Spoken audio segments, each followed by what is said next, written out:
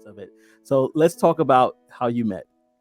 All right, well, I'll go because I like sharing our love story. So we actually met in church. We met at our church. So I was a greeter at the church, and Justin, his first Sunday, he walked through the doors, and I was like, okay, he's kind of cute. So, so then that's when I asked him his name and welcomed him to the church.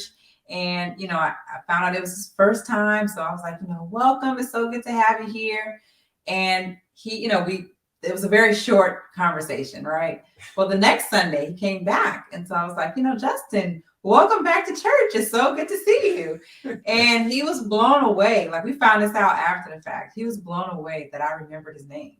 And he was like, man, their greeting team, they're trained so well. They remember the visitor's name. But I had to tell them it was because I thought it was cute. So, some years down the road. Years down the road, I was like, yeah, you thought I was just really trained. But I said, the truth is, I thought you were cute. So rewind fast forward. And we were in church and we were friends.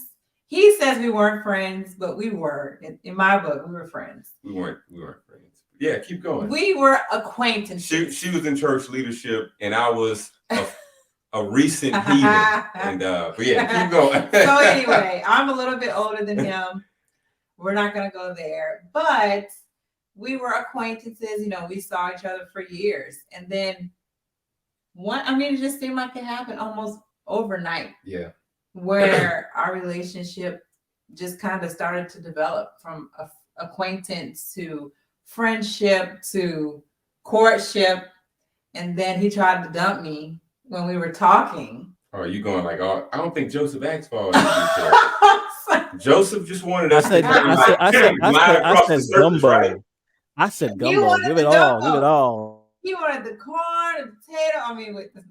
That doesn't go. Now we're talking about crawfish boil. Sorry, it's a different thing. Tia is a crawfish eater. So anyway, he was about to break up with me, and I was just like, that's your loss. I had to make sure I knew what God was saying. He had to make sure he heard from God, and I get that.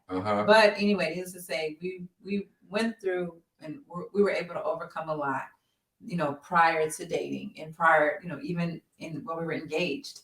And then, this was 10, 11 years ago.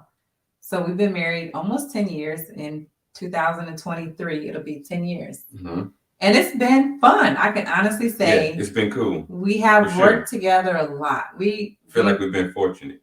Yeah, we work well together. We actually, what I love about my marriage is I feel like we bring out the best in each other. Yeah. And one of the things we've learned along this long journey of 10 years together is we are better together than separate.